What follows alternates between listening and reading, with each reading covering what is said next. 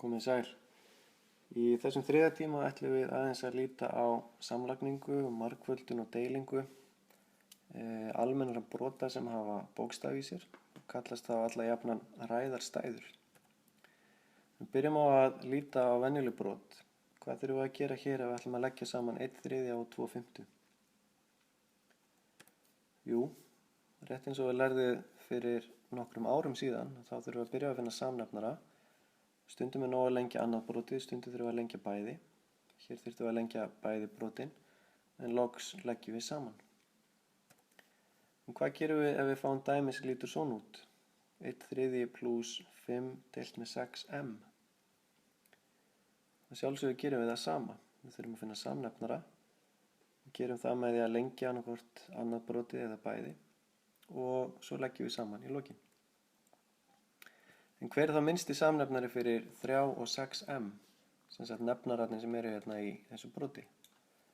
Það er alltaf hægt að lengja með gagnstæðum nefnara. Ég gæti lengt fyrra brotið með 6m og aftara brotið með 3. En við viljum losna við að lengja of mikið því þá förum við að vinna með háar tölur. Sumir eru kannski fljótari átt að sjá því að við margfalda eða lengi hérna fyrra brotið með 2m, að þá fæ ég 6m í nefnara á báðum stöðum.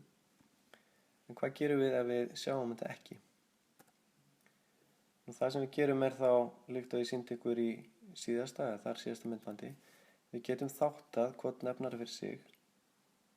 Og þegar við erum búin að þátta þá setjum við mengi og sammengið, sem sagt margfald af öllu því sem er á myndinni, þessu tilviki 2 sinnum m sinnum 3, að það gefur okkur minnsta samnefnara. Og auk þess sjáum við að annað brotið þurfum við að lengja með 2m, en hitt brotið þurfum við ekki að lengja með neinu. Það er að segja við lengjum alltaf með því sem er sikkur megin við sniðmengið, eða hérna miðina. Og þess vegna er nóg að lengja með 2m, fyrra brotið, þá fáum við samanefnara og getum núna að klára dæmið. Það eina sem við getum gert er að leggja saman 2m + 5, en að sjálfsögðu er ekkert að leggja það saman til að fá eina stærð, en við getum sett þetta upp á eitt brotastrikk og sagt að teljarinn verður þá 2m + 5 og nefnarinn 6m og þetta er þá fullstýtt og loka svar.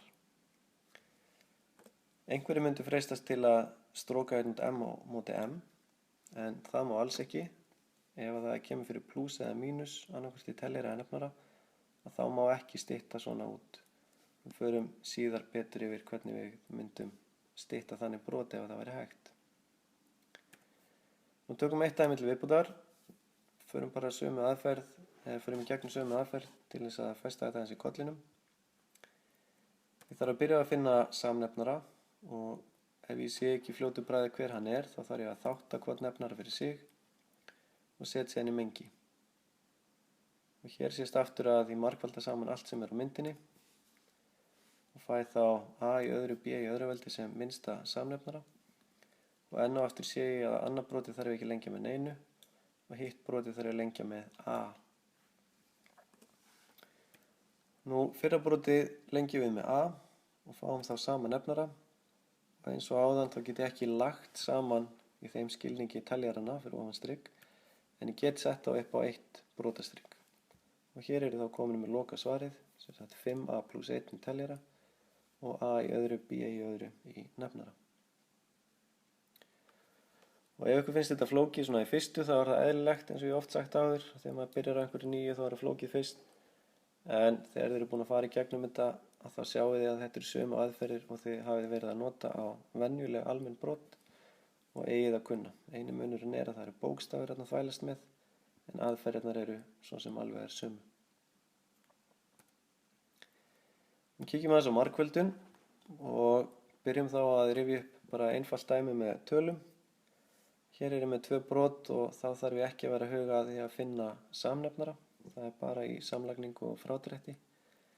Það sem ég gerir í margföldun er að margfalda saman teljaran uppi, 2 sinnum 1 og svo nefnarna niðri, 3 sinnum 2 og þá er ég komin með 2/7 sem síðan er hægt að stytta niður í 1/3. Nú önnur og þægilegri leið er að stytta áðurinni margfalda saman. Þið munið að alltaf ef það er eins fyrir ofanstrik og neðanstrik að það telst vera einn heill. Þannig að tveir aðrir hér í þessu dæmi teljast vera einn heill og er hlutlaus. Og þá skoða ég bara það sem er eftir og það er 1 uppi og 3 niðri. Þetta er sama svar og ég fekk áðan. Ég bara stytti áðurinni fyrir margfalda saman. Og af hverju er ég að því? Við sjáum það kannski betur hér í þessu dæmi. Hér væri frekar leiðilegt að fara að byrja á því að margfalda saman 15 sinnum 14 uppi og margfalda svo niður í 35 sinnum 22 og ætla sér að stytta þetta allt í lokin. Það er vissulega hægt og sumir segja kannski að vasareiknirinn styttir fyrir mig en ekki í næsta dæmi sem ég sýni ykkur. Þannig að leiðin sem ég er að reyna að innprenta hérna er að þátta og stytta áðurinni margföldum saman. Það er ekkert eins fyrir ofanstrik og neðanstrik eins og þetta lítur út núna. En með því að þátta þetta, skrá 15 sem margveldi af 3 og 5 og sama fyrir 14 og hinnar tölunar, þá sé ég að það er alveg þó nokkuð sem er eins fyrir ofanstrik og neðanstrik. Ég get til dæmis stytt út hérna 5 fimmtu sem er 1 heill, 7 sjöundu og 2 aðra. Og það eina sem er eftir fyrir ofanstrik er þristurinn og neðanstrik er 11, þannig að full stytt svar er bara 3/11. Og þið getur prófað að margfalda 15 sinnum 14 og fengið út einhverja háa tölu og svo 35 sinnum 22 og stytta í lokin. Það get lofað ykkur því að ef þið gerir þetta rétt þá endið þið með sama svar og ég. Nema ég þarf ekki vasareikni til þess og tiltölulega fljótur að reikna þetta eins og þið sjáið. Af hverju var ég að sýna ykkur þetta sem þið kunnið? Jú, bara til þess að tengja þetta við það sem kemur næst, sem eru sem sagt brot með bókstöfum. Hér getið ekki slegið þetta inn í vasareikni, en eins og með samlagninguna áðan, þá notum við bara sömu aðferð á þetta dæmi og margföldunardæmi sem ég var að enda við að sýna ykkur. Ég get margfalda saman hérna fyrst og fengi 60x uppi og 35x niðri, en betra er að þátta þetta fyrst, skrá sem margfeldi, strika síðan yfir það sem er eins í teljar og nefnara, því að x-axtu eru 1 heill og 5 fimmtu líka, og svo margfalda saman það sem er eftir. Uppi ger ég 2 sinnum 3 sinnum 2, það eru 12, og niðri er bara eftir 7. Þannig að fullstytt loka svar er það 12 sjöundu. Og hvað með þetta dæmi hér?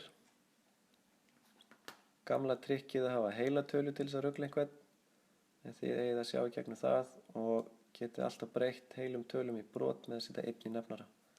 Og eftirleikurinn er síðan bara eins. Þátta, stytta og margfalda saman það sem eftir er.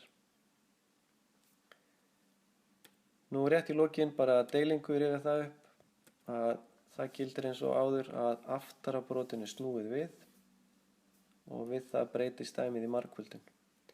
Það er að segja að deila með 5a þriðju er það sama og margfalda með andhverfunni. Þannig að hérna er gamla trikkið að breyta 15 í 15 fyrstu til að ruglast ekki hvort það hefur upp eða niðri. Nú þetta er deiling, þannig ég ætla að snúa við afturabrótinu og þá færist þristurinn upp þar og 5a fyrir niður. En fyrra broti er sjálfsögð óbreytt. Og síðan er það bara þátta, strika yfir það sem er eins og klára restina. Og ég er búinn að vera að hamra því núna við ykkur að reyna þátta til þess að geta strókað yfir það sem er eins í teljar og nefnara. Og smá saman verðið þið orðin svo góð í þessu, ef þið eru duglega af ykkur, að þið þurfi ekki endilega að stytta þetta eða þátta allt niður í frumþætti til að geta stytt. Heldur getið séð með hverju er hægt að stytta út og hvað gengur upp í hvað. En þetta er svona nokkuð örugg leið til að koma í veg fyrir klaufavillur og fín leið finnst mér til þess að byrja allavega svona dæmi.